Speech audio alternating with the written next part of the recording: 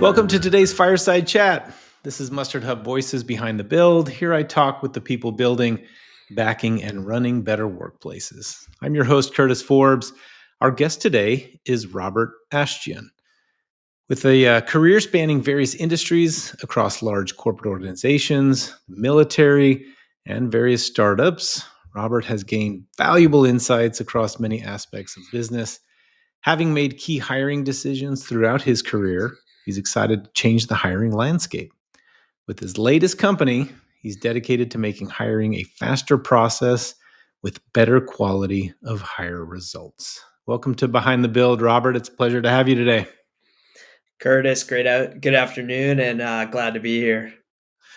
So I'm super excited to learn about your story, actually. So want to talk a little bit about that before we dive into Offerday AI and the world of HR. But you've had a really interesting career trajectory. So tell me a little bit about your background, right? What's the journey that brought you at least up to where you are today? Tell me about the startups. Tell me about your experience in the military and how it's all sort of shaped, your journey. Definitely. It's kind of common for people to say that their career trajectory is not linear, and that's something that I definitely fall in that category. Sometimes I have to look back and think, "Oh, did I actually do that?" Right? and Same. it all started before I even got to university for college. I had a landscaping company. That's where it Oh, really began. your So company. yes. Okay.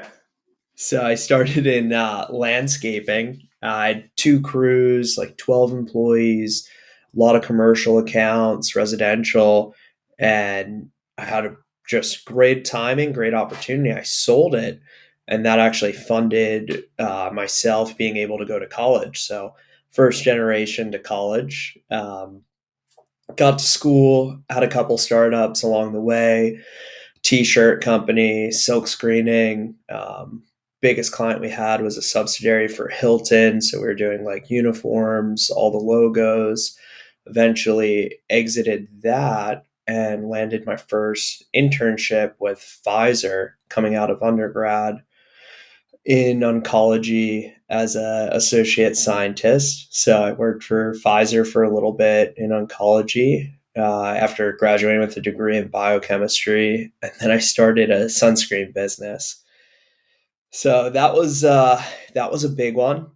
Tried building a facility out in Southern California for manufacturing. A lot of really hard lessons with the sunscreen business, but it was great, right? That's when I really got exposed to having to hire like key contributors to the company, especially in like a very regulated industry. It was really hard to find the right fit. Right, we had a lot of, whether it was FDA or Department of Public Health, there's a lot of guidelines, a lot of things that we had to follow with the business. So hiring was crucial. From there, I started getting into real estate. So I am a licensed broker, got into construction. I'm a licensed general contractor, started getting into a lot of Wow. real estate investments, building a portfolio, property management. And it was like the first time in my career where I just like lost a drive for financial gain. And I said, I Mhm. want to do something more. So I joined the military. Really took a hard pivot there, and even though I Obviously. had a even though I had a degree, I decided to enlist. Wanted to just really change things up and give back in a different way.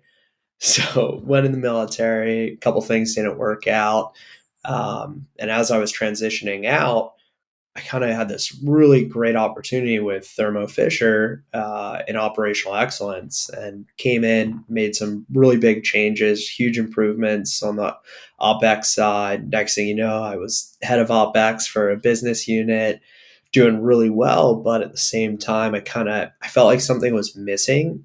And that piece that was missing was I wanted to get back into building a company from the ground up. back into being an entrepreneur. And that's when I kind of took a look around of what kind of problems existed and what was something I could actually go after and build a business around. And luckily, I have had a great experience on the hiring side and having to go through that with the sunscreen company and some other ventures along the way and real estate and hiring subs as a contractor.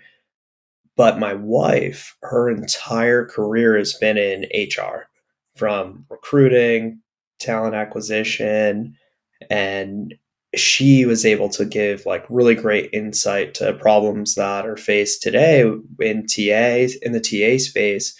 So kind of collaborating with her, next thing you know, here we are today. Okay, so my mind is a little bit blown right now. I mean, you did more before you finished college than I think some people achieve in an entire lifetime. That's pretty incredible. And yeah, talk about nonlinear. You've from services to products and manufacturing, and now technology. I won't even ask what's next. Let's just focus on the human resource space for now. Um, so your wife had a lot of input. I'm curious about what you saw in the human resource space that made you feel, it's becoming highly commoditized in a lot of ways, right? But the market is, I mean, as big as you could possibly imagine or want a market to be, right? So what was it about that space where you really felt like you could come in and make a difference? What were some of those pain points that she saw or that she had that there really wasn't a solution for? Yeah, I think a lot of the inputs I got from her was just around the time it takes from like opening a job rec to getting that person onboarded and actually starting. And if that process isn't smooth and it's fast and seamless, like you're starting to miss out on talent, but you're also Mhm. not able to really evaluate the entire talent pool. So she was just, giving me stories about friends that I knew personally as well that were just like great, right? You would be so lucky to have these people at your company. And here they were impacted with layoffs, having trouble finding another job, and trying to put the pieces together of, okay, why can these people not find another job? Right. And it's the pain point was like there's too many applicants and not enough recruiters to give everyone enough time to really say who's a good fit for the job, who's a good fit for the company, who's overall the best fit for us. And I think companies really struggle with that, trying to manage all of their day to day tasks on top of finding that right fit. I see it. I see the same thing. I mean, I definitely think that it's a major pain point. So, which kind of brings us to Offerday, which I mean, I love the name, right? It's uh, I think as recruiters or as a recruiter. I'm not a recruiter, but as a recruiter, I imagine, right? It's what we all aspire to, right? That offer day. Hmm. So I don't know how you came up with the name or if that was part of it, but if it was, it landed well. Tell us about what it is. What does it do?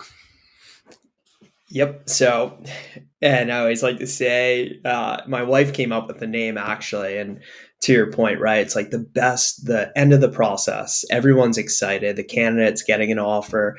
The company's sending out that offer. So it's like that's the best moment is that offer day when it actually happens. And what we're really striving to do is one, elevate candidate experience, meaning that, hey, for the first time, we're giving recruiters the tools they need so every candidate can not just have eyes on and really be assessed at the time of application, but we're releasing a new feature in November called Resume Plus, where number two, we're giving a stage for candidates to actually speak to their skills in what we're calling the modern day cover letter.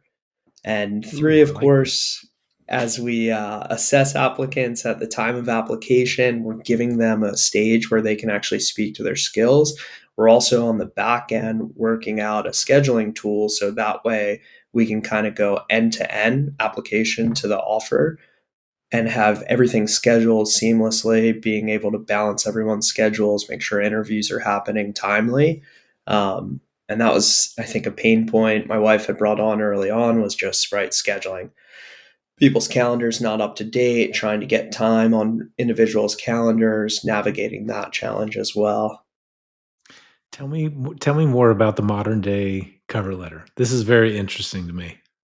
So we call it Resume Plus. And the reason we say it's a modern day cover letter is I mean, some jobs still require a cover letter, but for the most part, right, that cover letter kind of stood as your way to personalize a message to the hiring manager, to the company. And what we're doing is we're taking like that AI interview component, we still have it part of our core offering, but instead of doing it to candidates, we're giving them the opportunity to opt in at the time of application and submit that AI phone screen with their resume. So now they have an opportunity to speak to their skills, speak to their resume, speak to why they're a good fit for the position. I love that, and I think that I mean, it's a clever name, and sort of that pitching it as that modern day cover letter, I think, is clever and sort of helpful as far as how I sort of conceive it in my mind. So, what kind of organizations does Offer Day typically work with? You don't have to name any names here, but I'm curious. Maybe kind of describe the picture on really who it's built for now, and maybe where eventually it's kind of going from there. Definitely. So we have kind of like we have three segments that we sell in today. We have our core offering where we sell into like mid market, 2,500 to 5,000 employees, where you have frontline staff, high turnover, manufacturing, biotech, tech, where you're kind of turning over that 0 to 5 year of experience type of role. So maybe early career individuals, but you have a lot of recs. Like you're hiring, you might have a talent acquisition team of about 10 to 15 recruiters, and you're filling maybe 150 to 250 recs per quarter. So it's a lot of volume, it's a lot of applications. And that's where we do our ATS integration to be able to assess all of the applicants. But we also sell back to small businesses. And when I say Okay. small business, I'm talking like anywhere from maybe 10 to 50 employees that Micro they might smalls. be. Okay. Exactly. And we sell what we call like our mini ATS, companies that don't need a fully robust platform, something that's enterprise grade, just something to help them hire today. And we like to say like start here, stay here. I like And that. that's for I like the that. Sounds like it can kind of scale with you too. I mean, as you're if it's a company that's on a growth trajectory, they can kind of get bigger, right? There's obviously opportunities for them to kind of grow with Offer Day. exactly. And that's what brings into like our third segment where we have like a full suite ATS. And the hope is, right, that start here, stay here. Here's our mini ATS. As your company grows and scales, then we hope that we can give you our ATS. Or if you have to go to, like, let's say a larger company such as Workday, we have that integration built. Nice. Tell me of how you support job seekers as well as the job posters. So we actually went to market last year, 2024, as a consumer product. And what we were doing was we were really validating our tech, validating our software, but we have two different products for the consumer model. One is like a resume match scoring, seeing how well their resume aligns to a job and giving them feedback, not necessarily changes, but hey, could you reword it this way? Or do you have experience with this that you could highlight to really fit this job description? And then we also have like a mock interview so they can practice going through interviews as well. Nice. I like that. So for the businesses that look to Offer Day, what are some of those key challenges that are bringing organizations to the platform, right? Why do they choose the platform over other solutions, for example? definitely. So I think one of the biggest kind of pain points that they're going or that we try to solve for is just the sheer amount of applications. So, right, it's just not possible to view every single applicant. And I always go back to this one conversation I had because it just resonated so well. And I was speaking with a recruiter, and he was saying that, I opened a job on Monday. I spoke with him on Thursday. He said, I have 500 applicants, and the hiring manager wants me to present the top 10 on Friday. He said, it's just not possible for me to go through all 500. So I take the first 50 that apply. From that first 50, I will find 10 resumes, and one person will get hired. So we kind of what we look to solve for companies like that is, hey, instead of taking the first 50 that applied, let's actually find you the best 50 out of 500.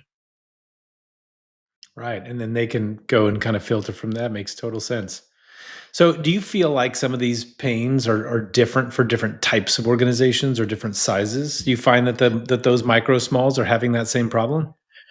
So I think on the micro, the mini ATS model, it's not necessarily like the abundance of applicants. I think it's more of a organization standpoint. So for those companies, I mean, they more than likely don't have a careers page. They don't have a job board. They're just, send us your resume. So now they're going through their email, and that's where we look to actually start like organizing and getting them used to what is an ATS, how do you actually track the flow of applicants. That makes sense. So, curiously, I mean, what do you think employers are really, and this is generally speaking, I mean, what do you think that they're doing right when it comes to hiring? Are you seeing trends that make you optimistic for, how they're building the workforce? I mean, I think, some things that companies are doing well is I feel like for the most part, companies, when they have referrals, like they give them the time of day. Um, Yeah. I know just from when I had worked at some of the larger companies, anytime I had referred individual, like they always had an interview, like whether through Zoom or in person, like they always had that next round interview, which I think, companies take referrals very serious. So it kind of like, I feel like that's something that's done very well across like large organizations. You know, um, well, I mean, it kind of leads me to that other side of the coin. Obviously, there's things that probably need a lot of improvement, and some of the first things that kind of come to my mind are, you know, using technology to solve a couple things. Number one, not having technology in place so that when you are overloaded with candidates, just a huge number wind up missing out for no other reason than just because of sensory overload for the whoever's doing all the hiring and all the vetting. Right? They simply can't get to the volume, and so a lot of people might be losing out on an opportunity where they might be the best fit for. But conversely, the idea that some technology can help exclude some folks, based on how it might be built, right? And some folks might not get an opportunity because they get filtered out for some reasons that, um, for whatever reason, um, they wind up not making that cut. So I'm kind of curious, in your mind, what do you feel like is some of the biggest? Where's the biggest quicksand that some leaders are falling into right now with either technology or the lack thereof, where they're just not getting it right when it comes to hiring?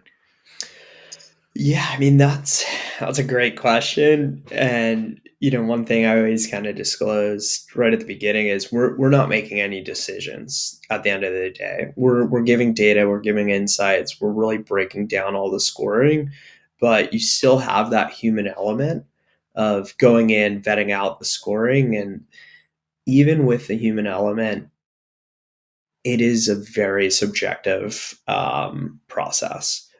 Right. If you and I both looked at a candidate, we're going to have different scores, Yeah. different ideas. And I think that's where it's that's where it's really tough for senior leaders because it's like, okay, if I have this technology and I'm able to eliminate that unconscious bias, right? Can I trust the software? And at that point, is the software now making decisions? Because we still have to have that human element. So it's kind of like a conundrum, right? It goes in a circle of, okay, if I bring the human element back in, then I still have potential unconscious bias, even if the software is telling me I don't. So Yeah. it's like you have to take a risk-based approach.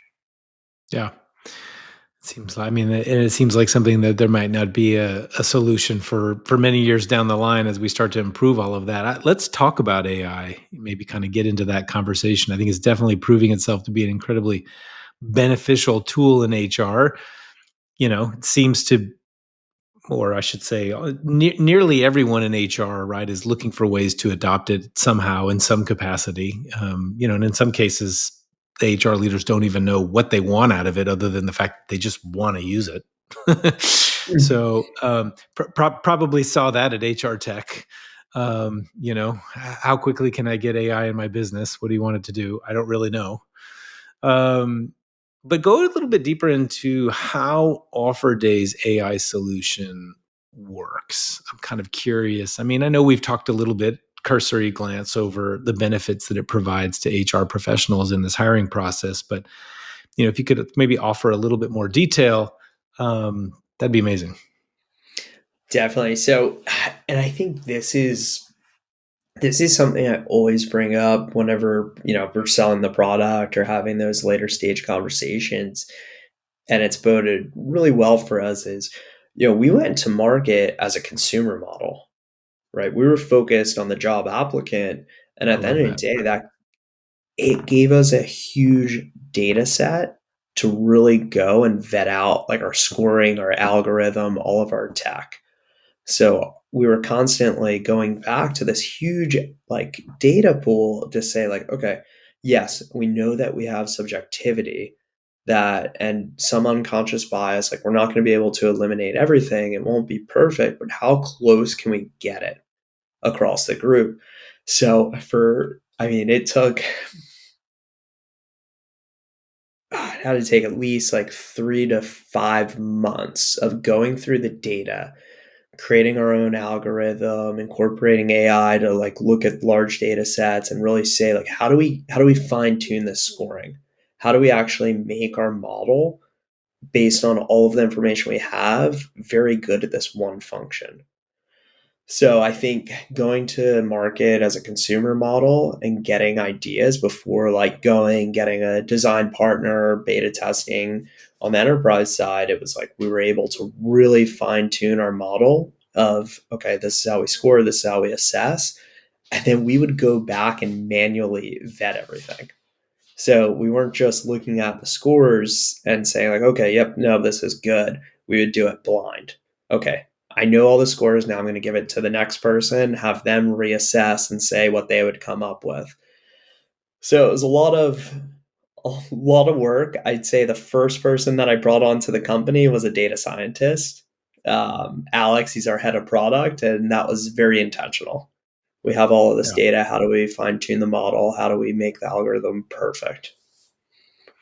That's awesome, and I like that approach. I mean, starting off like on that consumer side is unique. I don't know another company that started off that way, but it definitely gives you like a different, just a different angle.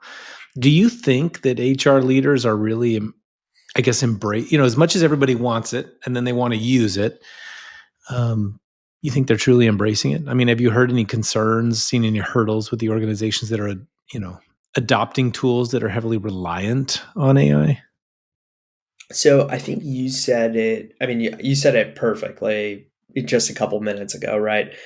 They don't really know what they want, Yeah. right? Other True. than let's implement AI. Yeah, exactly. So I think at this stage, everyone's kind of like very curious as to what the limitations are, what's the accuracy, how far can I push AI into the workplace? And I mean, as of today, I don't think we truly know. So everyone's kind of taking a step back of let's put something out there and see what happens. And I think we'll still going into 2026, like we're still figuring out what that looks like, which kind of goes back to, you know, I think a lot of companies, what I'm seeing from hiring is they're kind of like pumping the brakes saying, hey, is this the right role I should hire for? Because do they Mm, have the right skills that are going to translate later on next year, right? Am I hiring for the right stuff based on how fast technology is moving today? interesting. What do you feel like needs to happen to empower these HR leaders that either might not be, tech ready, or that are having these, kind of concerns that you're talking about?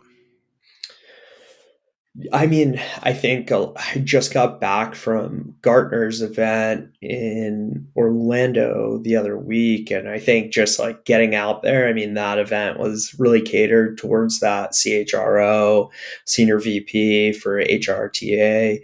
And I think getting out there, listening to some experts in the field and kind of getting a better understanding is definitely like one of the first places to start. But at the same time, I think, companies kind of have to take a little bit of risk and say, what's my exposure of adopting this tool or this potential system or technology? And let's see what kind of results we can drive from it. Yeah. And if we don't get the results we want, then, we'll try again. So, just to kind of pivot on that a little bit, I want to talk about leadership, right? I mean, you mentioned some of those folks, head of HR, CHRO. What in your words, what makes a good leader? How do you identify those folks who are well suited for those leadership roles? Definitely. I think for me, one of the one of the biggest traits I kind of look for is just communication, right? Is this a person that communicates very well, very effectively, and not just at their level, but across all levels of an organization? Because I mean, coming from when I was at Thermo, right, 150,000 employees, Pfizer's up there, and number of employees, large organizations, I saw like great leaders be able to communicate at different levels. So I think for me, like communication is one of the biggest aspects, as well as just being authentic. Not, and that's like even today, right? I'm the CEO, right, of Offerday, but I don't take that title. Like head of operations, I'm running around doing a million different things, and I feel like I'll settle into that title, the CEO, when I get there. But as of today, like I have a lot to prove, a lot to get done before I take it. And I Yeah. think people that come in and they're authentic, not just relying on, oh, yep, I'm the in the C-suite. Yeah. So You think there's things that people can be doing to improve those skills? We're talking about communication, which can be, a big word, and I think mean a lot of things. I think I understand what you mean when you talk about those things, but how would one go about really, looking to become better at that so that they can either move up the chain or earn those, those letters at the end of their name? definitely, I think, one of the greatest things I've seen throughout my career was interacting. And, coming from companies where I was in office, it's a little bit challenging now with being remote, but like going and whether it's in manufacturing, being on the floor, or having those skip level interviews, or setting up time to meet with the different teams, Mhm. not just, your colleagues and peers at your level, but hey, getting with the frontline staff. Like I found a lot of the best ideas come from those people like coming into an Yeah. organization at that, entry level, especially today, right? With technology, speaking with a lot of individuals that are early in their career, it's like they have great ideas, Yeah. probably better ideas than me. And it's just interacting with all different levels. And just, I think that's the biggest thing, just being approachable and not just communicating at your level. Any differences you find with folks, who are leading remote teams, distributed teams? You mentioned remote, and it kind of got me thinking. First of all, I'm curious: is Offerday all remote? And if they are, do you approach leadership there differently than you did when you had those two field crews and when you were running the landscaping business? It is, we are all remote as of today. We do have a space down in San Diego that we try to get in person once a quarter, at least for the leadership team. And in my opinion, this is the first time that in my entire career where I'm 100% remote. And it's definitely challenging. I prefer face to face, being able to walk up to someone's desk and say, hey, let's go grab a coffee or let's go have a chat. But I think from a remote basis, it's just, getting time on people's calendars. Like I try to always be available to, within working hours. There's a concept coming from an OpEx background, leader standard work, and it's just really how you manage your day. And always make sure that everyone has dedicated time on their calendar where it's, hey, this time it's free and open. So if you need to schedule it for something or you need to, answer questions, ask somebody for questions, we have like dedicated focus time. Going back to that leadership um, conversation, you feel like today's leaders are kind of setting up that next generation for success. I mean, you and I probably see a lot of. I don't know if you're my age or not, but a lot of differences from. I'm Generation X, right? Millennials, Gen Z. There's a lot of differences in the younger generations, that need a lot of different things. I'm just kind of curious, how do you see today's leaders setting up that next generation for success? What should leaders today be doing to shape tomorrow's leaders? Yeah, that's a great question. Big black box there for you to open. It's definitely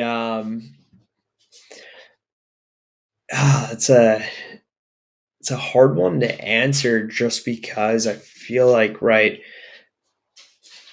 if I flip back like 15 years ago, we didn't have as much like tech and I felt like things didn't move as fast as it does today. Right. So it's kind of like you can take someone under your wing and teach them, but there's so much information, there's so much out there, so easy to learn new skills that I think from like a leadership standpoint, it's really making sure that people underneath you have the right resources that if they want it, they can go get it. Yeah. Whether it's additional training, additional education, or sending them to events or sending them to seminars, I think just giving them the opportunity is going to really help shape like the next leader, all that succession planning. It kind of brings me to just to tie back, some of your ideas on leadership, but also what Offer Day does. I'm kind of curious if you see this multi-generational workforce creating challenges for leaders, number one, in how they work with their staff, right? I mean, you're going to have a mix of folks who are boomers, Gen X, millennials. I mean, and anything else that all the rest of them are all called. Um, there's challenges with having to, work with folks across that really, really wide spectrum. They need different things. They want different things. They're used to different things in their workplace. And then I would sort of dovetail off of that question with, are there things that Offer Day does, right? How in the recruiting process, right, are those unique differences factored, or are Definitely. they? So, yeah, I guess to the first point, it kind of goes back to the first thing I brought up for like what I look for in leadership and a good trade is that communication aspect. It's not necessarily just at different levels of the organization, VPs, directors, etc., but it's also right. You have to take into fact, hey, maybe right.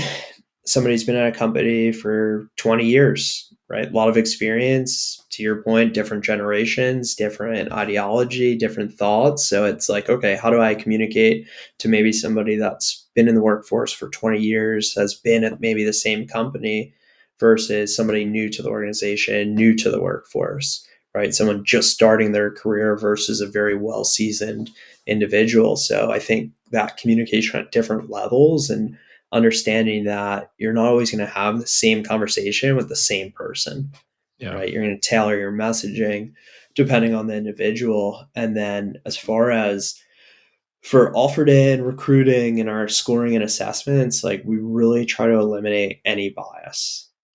So it's right, like any, whether how long someone's been in the workforce or how much experience, like we eliminate any type of bias towards that and just say like, hey, can this person do the job?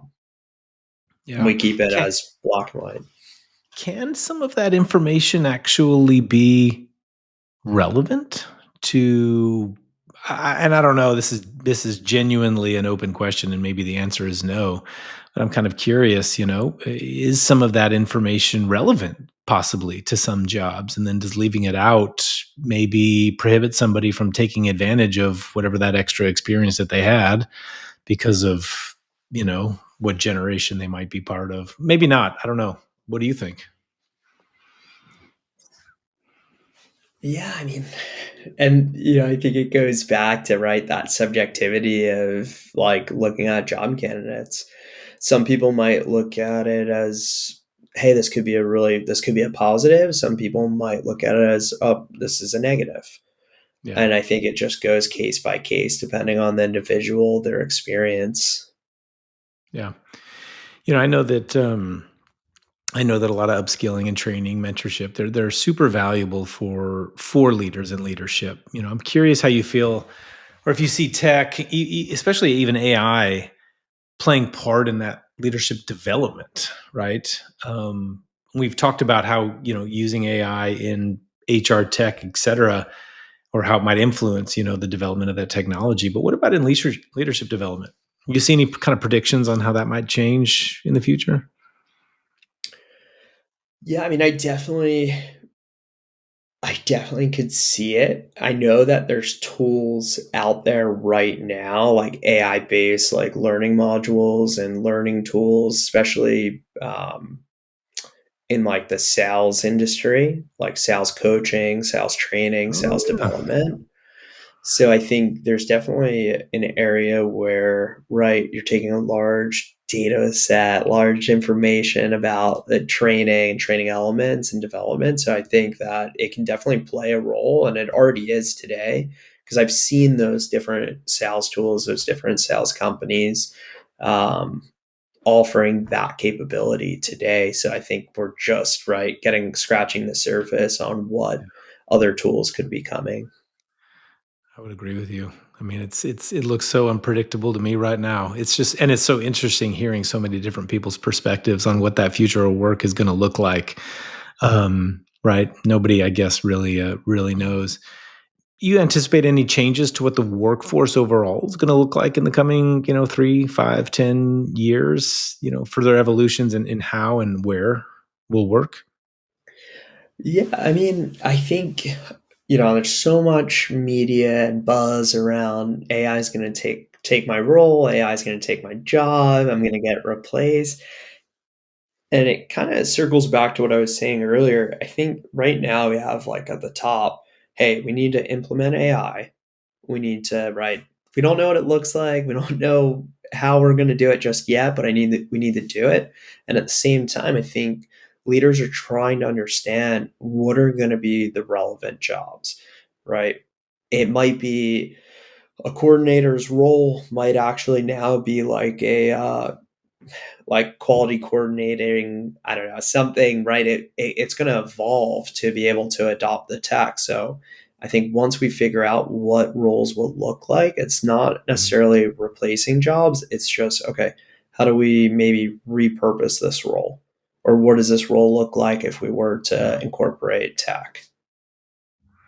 What do you think? I mean, just on a more personal note, what do you think your work is going to look like as the technology evolves? I mean, to address all these changes, you see Offer Day moving in a different, pursuing different avenues. Do you see what you do at Offer Day changing? You've also been part of multiple very successful ventures. What's new on the horizon for you?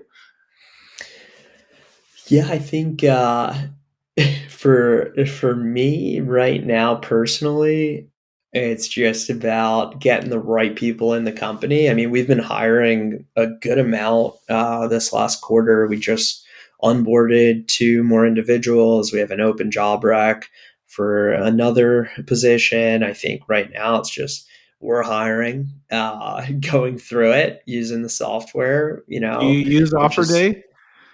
so yeah, we have our ATS model for Okay. so I mean, we're users of our own product, which is great because we're getting feedback in real time, Yeah. which is awesome. But I think right now it's just like growing the company and being really protective over the brand and the culture and making sure that we have the right fit. And it's hard. We even for us, we're a small business and we get thousands of applicants, Mm. and like I try to give as much time as possible, and even just I know how painful it is right now for job applicants, so we try to give as much time as we can towards like hiring and trying to get as many people like on actual interviews as we can. Last thing I like to wrap up with often. Um, if a business leader, if an entrepreneur, if an operator or HR practitioner, came to you for advice on how to really truly get it right with their people from day one, right? Implementing, leveraging technology, especially AI, right, in their organization. What's that one thing that you tell them? You're on an elevator up to the top floor, and literally before the door opens and they walk right out. What's that one piece of advice that you give them?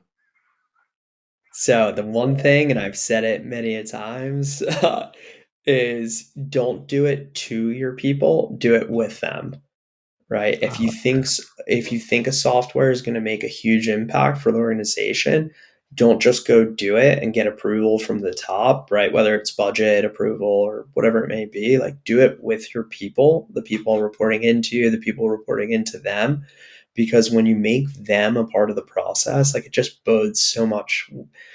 It's so much better for everyone versus, hey, we have a new tool, we're using it.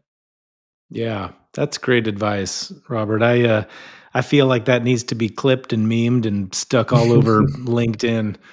Um, I appreciate it, man. Thank you so much for the great conversation. You shared some really great insights. I'm so glad that you joined us today, Robert. Awesome. Thanks, Curtis. It was great being here and really excited to see what's next in HR with AI.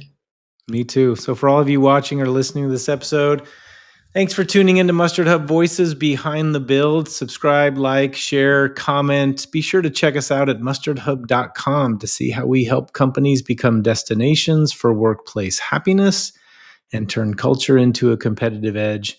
And sign up to get started with Mustard Hub for free while you're there. Until next time.